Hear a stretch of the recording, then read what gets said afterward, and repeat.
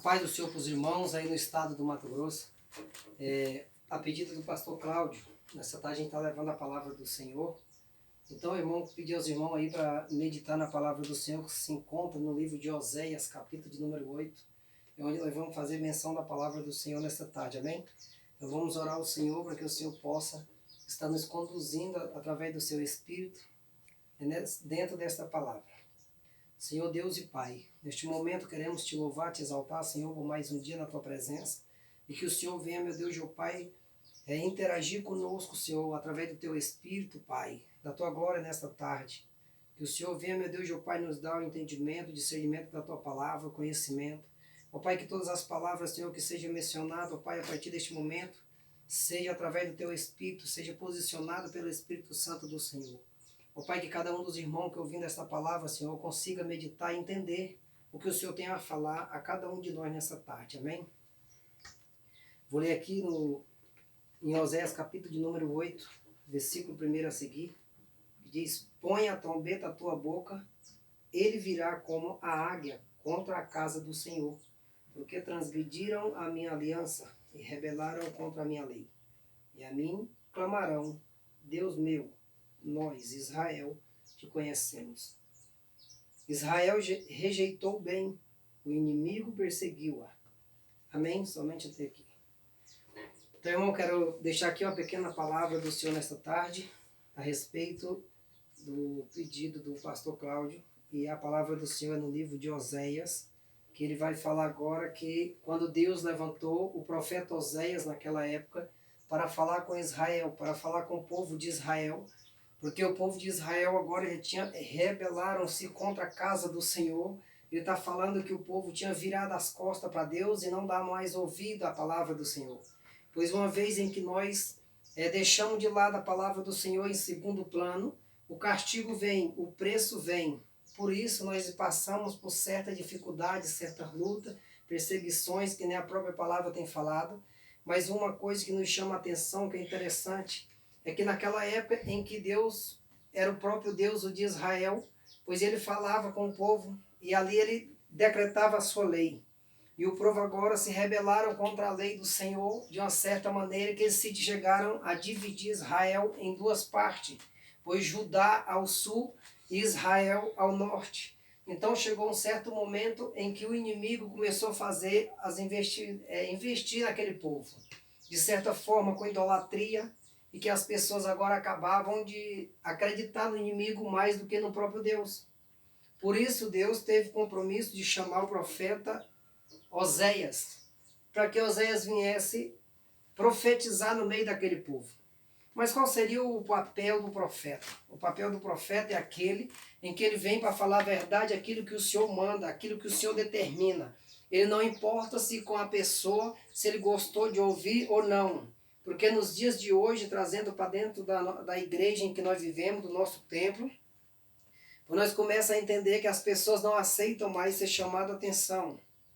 As pessoas agora começam a se distanciar. Se você falar uma palavra dura, se você falar uma palavra de correção, mesmo baseado dentro da Bíblia, pois as pessoas agora começam a se distanciar da palavra do Senhor.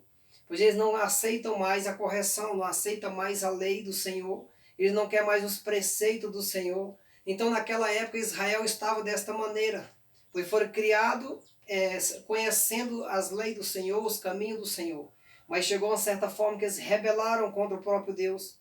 E Deus chama ele e manda Oséias profetizar, porque eles estavam divididos. E qual seria a promessa do Senhor através do profeta Oséias, naquele tempo, no meio de Israel? Para que o povo olhasse para trás, olhasse aonde caiu e voltasse para se consertar com o Senhor. Pois o Senhor fez uma promessa que se todo aquele povo voltasse à presença dele, se humilhasse na presença dele e reconhecesse que ele era o único Deus, agora ali o próprio Deus ia restaurar aquilo que eles tinham perdido. Ou seja, a promessa do Senhor é como Israel estava dividido em Judá sul e Israel norte. Se eles voltassem para o próprio Deus, agora ia ser um só. Então Deus usa a vida do profeta Oséias como um exemplo para o povo entender. Qual exemplo é este? Deus fala para Oséias casar com a mulher esta que não era fiel. pois se nós fossemos olhar dentro da escritura, seria uma prostituta. Oséias, para cumprir o mandato do Senhor, ele vai lá e casa com esta mulher. Ele agora tem filhos, e quando nasce um filho, aí o próprio Deus fala para que Oséias coloque o nome de Jezreel, porque antes Jeú já tinha massacrado o povo.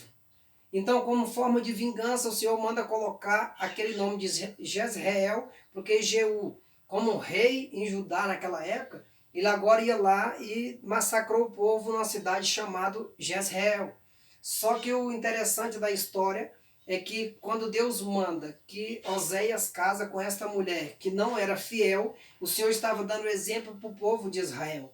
Levantei um profeta, casou com a mulher que não é fiel, e que a mulher traía ele. Pois agora, da mesma forma, o povo de Israel também estava traindo o próprio Deus. Trazendo esta palavra para os dias de hoje, irmão. O que está acontecendo no mundo? O que está acontecendo em que as pessoas estão apavoradas de um lado para o outro, não encontram mais a igreja certa, o lado certo, não sabe quem é certo, quem está errado, não sabe mais quem é o profeta de Deus ou o profeta de Baal. Está uma grande confusão, porque não estão dando mais ouvido à palavra do Senhor. Pois agora, se o homem começar a se consertar, se começar a reconhecer que existe um próprio Deus, que ele é soberano e sobre todas as coisas que possam existir, a promessa do Senhor é que vai restaurar aquilo que o homem tem perdido, aquilo que o inimigo tem tirado, Deus vai restaurar. Então, que para a igreja do Senhor nessa Glória tarde, a Deus, aleluia. A palavra do Senhor é esta: é tempo de voltar à presença do Senhor, é tempo de se consertar com o Senhor. Não há mais tempo de brincar de ser crente, não há mais tempo das pessoas estar procurando igreja de um lado para o outro, quem é certo e quem é errado. Não, procure quem é o verdadeiro Deus e aceite. Procure o verdadeiro Senhor, aquele que pode te dar a vida e também tem o poder e a autoridade de tirar a vida e lançar no inferno. Porque o homem só tem poder para tirar a vida, mas não tem poder de exaltar e nem poder para jogar no lago de enxofre. Mas o próprio Deus, ele tem o poder. Ele dá a vida, ele tira a vida. Ele é o único e verdadeiro. Então, nos dias de hoje, que os irmãos venham meditar nesta palavra, que os irmãos venham focar mais na palavra do Senhor, porque o Senhor tem nos chamado nos dias de hoje para falar a verdade, para pregar a verdade. Muitas vezes dói, mas nós só podemos ser corrigidos depois de uma chicotada. Porque nós sabemos que todos aqueles que são corrigidos é porque eles apanhou. Apanhou de que forma na palavra? Apanhou dos pais. De certa forma, ele teve um preço a pagar. Porque o povo nos dias de hoje, eles estão soltos, acham que tudo é da forma que quer e que esta conta ninguém ia pagar.